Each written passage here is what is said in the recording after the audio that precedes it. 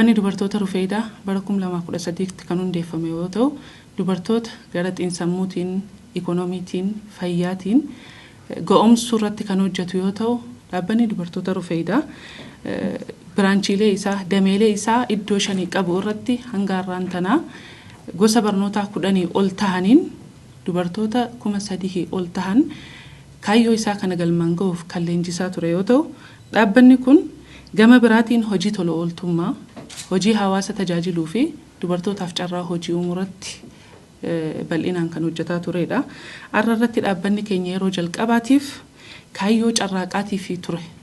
Kaayyoo hojjechaa fi ture dubartoota ciccimoo gama hawaasaa baasuu, fakkeenya hawaasaa godhuu, musliimoota tajaajiluu keessatti gahee ol aanaa taphataniif beekamtii kennuuf deemaa jira. Dubartoota akkanaa badhaasuun qooda isaanii ibsuu qofa osoo hin taane isaan lafaa dhufaniif fakkeenya isaan godhuu waan ta'eef kun immoo kaayyoo Rufeedaa guddaa fi isa fuulduraa tilleedhaa irratti hojjetaa waan jiru jechuudha. Kanumaan wal qabatee badhaasni Rufeedaa dubartoota yuunivarsiitiilee adda addaarraa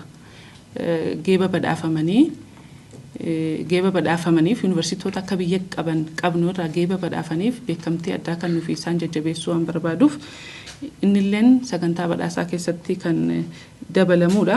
Guyyuma kana irratti guyyuma wal fakkaatutti kitaabni arkitektoota ummaa jedhu eebbifamee kitaabni kun qooda dubartoonni musliimaa seenaa keessatti qaban durii kaasee hanga ammaatti seenessa. Qabiyyeen kitaaba kanaa gahee dubartoonni musliimaa seenaa keessatti qaban, jireenya keessatti qaban isaan addunyaaf gumaachan kan calaqqisu yoo ta'u akkasuma guddina maatii fi hawaasaa keessatti fakkeenyummaa isaan qaban kan ibsuudha.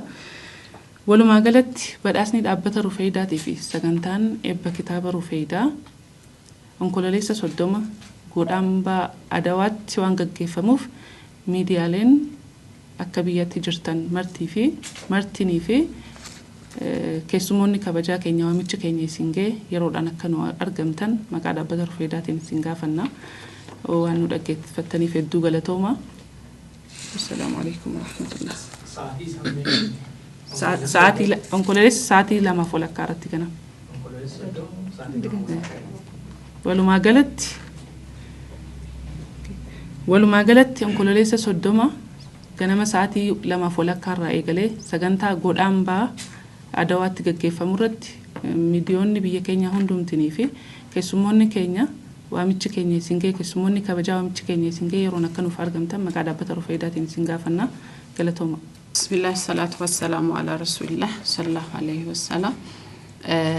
Maqaan kiyya Dr. Ruqiyaa Alijii jedhama. Rufeedaa dhaabbata dubartoota Rufeedaa keessatti gaheen koo miseensa boordiiti. Kanatti saansee koree Rufeedaa awaardii qopheessu kana keessa miseensa jechuudha.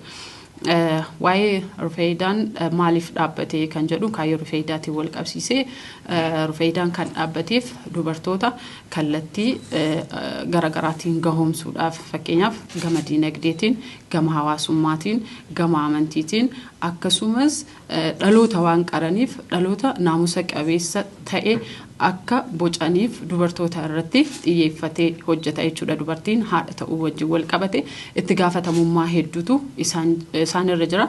Kana keessatti dhaloota qaruu irratti jabaatanii kan beekumsa irratti hundaa'e dhaloota biyya dhaalu akka gumaachaniif jedhameeti Rufeedaa irratti xiyyeeffatamee kan hojjetamu jechuudha. Dubartoota irratti xiyyeeffatamee kan hojjetu.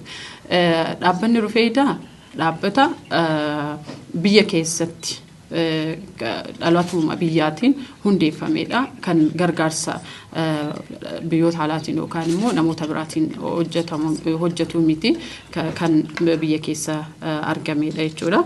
Kanaaf kanarratti wanti haga ammaa Rufeedaan hojjetaa ture koorsota garaagaraa kennuu irratti ji'oota 6 leenjisee sartifikeetii kennuudhaan keessaa jechuudha. Koorsiin inni irratti kennaa ture Islamic Finance, Tafsir, Introductory Seera, Science and Islam, Theology, Gender in Islam, Personal Development Plan, Leadership Study, Psychology of Women's, English Language Improvement kajedhu koorsota kanneen irratti dameelee isaa 5 qabu irratti kennaa ture jechuudha.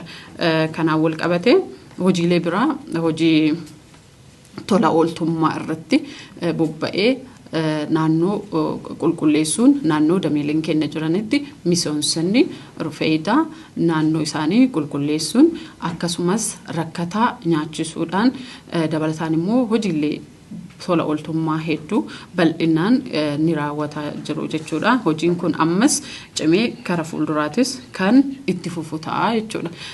Kan biraa Rufeedaan kaayyoon inni awaardii kana qopheessuuf barbaachise dubartoonni akka biyyaatti biyyaaf aarsaa guddaa kafalanii hojii guddaa hojjetanii jiran jiru.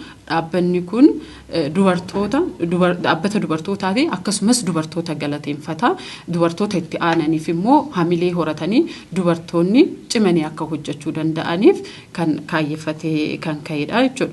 Kan biraa immoo kara fuulduraatti maal hojjetuuf barbaada Rufeedaan kan jedhameef Rufeedaan hojii isaa kan amma kaayeffatee irratti xiyyeeffatee hojjetaa jiru kana dameelee isaa gara biyya keessatti babal'isuun naannoo hundatti babal'isee hojii isaa cimsee hojiilee dubartoota irratti hojjetaman cimsee kan itti fufu ta'a jechuu barbaada. Kanatti aansuun guyyaan onkoloolessa 30 guyyaa awaardiin dubartoota Rufeedaa itti kennamuu fi kitaabni Women's the Architect of Ummah jedhu itti eebbifamu waan ta'eef galma Adawaatti sa'aatii 2:00 jalqabee sagantaan kan gaggeeffamu waan ta'eef keessummoonni kabajaa warroonni miidiyaa yeroodhaan argamuudhaaf sagantaan keenya akka gaggeeffamu kan jedhu dhaamsa dabarsa galatooma. Ulaagaa kamiin dubartoonni filatamuu danda'anii warri asirratti badhaafamuu deemu badhaasa Rufeedaa ulaagaa kamiin filataman gaafii jiruuf tokkoffaa irratti ulaagaaleen dhaabbata dubartootaa waan ta'eef dubartii ta'uudha. Lammaffaa namni badhaafamuu qabu nama lubbuun jiru ta'uu qaba. Sadaffaa irratti nama biyya tana jiru zeegaa biyya tanaa jiraataa biyya tanaa ta'uu qaba. Afuraffaa irratti milkaa'ina mirkanaa'e safaramuu danda'uu fi qulqullina olaanaa qabu nama galmeessee ta'uu qaba. Shanaffaa irratti bilchinni sammuutii fi bilchina sammuu isaa fayyadamee jijjiiramni inni hawaasa irratti fide. Namuu dhuunfaatti gahee mataa isaa qaba, dandeettii adda addaa qaba, kalaqa adda addaa qaba. Namuu adeemsa mataa isaa deemee hawaasni jijjiiramni inni hawaasa irratti fide maali waan jiru sanirra dhaabbanneeti. Dandeettiin isaan namoota biraa kakaasuuf qaban if bira dabree namni tokko bakka tana badhaafamuuf takka qaadhimamaa ta'uudhaaf if bira dabree nama hawaasa biraatiif hawaasa naannoo isaa jiruuf bu'aa buusee ta'uu qaba. Sun immoo karaa isaatiin deeme nama hagam takkaaf jijjiirama fidee jira bu'aa buusee jira waan jiru sanirra dhaabbanneeti. Torbaffaa irratti ragaa fakkeenya namaa ta'uu qabaachuu danda'u qaba. Namni bakka tanatti nuti irra badhaasuu deemnu nama akka biyyatti akka Rufeedaatti miti akka magaalatti miti akka kutaatti miti akka biyyatti dhaabbanni kunis dhaabbate akka biyyatti hojiin inni hojjetu akka biyyatti namni nuti badhaasaa deemnus akka biyyatti bu'aan inni buusee argamsiisee irra darbee as ga'e immoo akka biyyatti ta'uu qaba. Ulaagaa kanneen irra dhaabbanneeti isaan kan filaa turre kun warroota akka biyyaatti badhaafamaniif hoggaa ta'u barattoota yuunivarsiitiitiif immoo pilaatfoormii nuti qopheessinee jirra. Barattoota yuunivarsiitii hundaatiif warreen qabxii olaanaa dubartoota ta'anii akka dipaartimentiitti qabxii olaanaa fidanii badhaafaman akka isaan galmaan carraa yeroo dheertuu kan inni turre warra galmaan keessaa isaan akka naachuraalii gavarnimentii irraa soshaalii gavarnimentii irraa private irraa illee soshaalii fi naachuraal fudhannee akka waliigalatti immoo fayyaa irraa fudhannee badhaafamtoota 5 kennaa badhaasa addaa Rufeedaa kennuuf deemaa jirra. Kana wal qabatee ulaagaan nuti ittiin filaa turre kana jechuu barbaadeeti.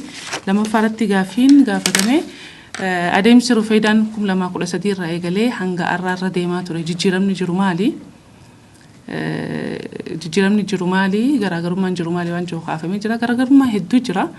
Nutummaan mataan keenyaa hoggusan jalqaba hundeessa irra turre har'a immoo waan hin yaadamin waan dhaabbanni kamuu yeroo gabaabaa keessatti dhaabbanni Rufeedaa waggaa 5 keessatti biraanchii mataa isaa hedduu banatee biraanchii 5 banatee koorsii adda addaa koorsiilee reefuu asitti tuqamaa turan saniin barsiisota PhD qaban maasteroota qaban yuunivarsiitii irraa affeeramaniin leenjii addaa leenjii bakka kamiyyuu illee yoo deeme argachuu hin dandeenye barumsa idileetii fi shari'aatillee wal qabsiisee haalaan barsiisaa ture. Kana wajjin wal qabatee wanni Rufeedaa adda godhu koorsii isaarraa illee adda godhu takka jijjiiramni jiru maali yoo jenne Rufeedaan akka dhaabbatatti takka akka gama barumsaatiin maal kannaa behavioral change jijjiirraa amalaa irratti dhaabbata hedduu dalaguudha sanarratti wanni nuti isin garsiisuu dandeenyu. Amma dubbachuun itti ulfaatu ragaadhaan isin garsiisuu dandeenyu waan sammuu teessaniif amanuun isin itti ulfaatu aadaa badaa ture waan sila akka hawaasatti haa ta'u akka maatiitti dalagamuu qabu kan hin dalagamin jijjiirama hedduu barattootaa fi hawaasa Rufeedaa irratti jijjiiramni inni fide hedduudha. Barattoonni Rufeedaa hoggaa baratan mataa isaanii qofaa fi miti akka isaan viidiyoodhaan hoggaa galan maatii isaanii barsiisan ni goona. Kan isaan itti barsiisan sana akka isaan fidan goona haalli Rufeedaan itti barsiisus haala addaati akkaataan inni itti deemaa jiru saffisni inni itti deemaa jiru ciminni inni itti deemaa jiru hagana ja'amuu miti nuti dubartootaan hundeeffame dhaabbata dubartootaa dalagu akka biyyatti biyya keessatti hundeeffame ta'ee sadarkaan inni waggaa 5 keessatti irraa ka'ee arrees jiru waan hagana ja'amuu miti wanni sinibsinee jiraate deebitee gaafachuu dandeessa wanni hedduu waan ijaan dubbiin daran hojiin argamu sanimmoo guyyaa sagantaa bal'inaan isin agarsiisuu dandeenya. Galatoomaa gaafii biraa qabaattan.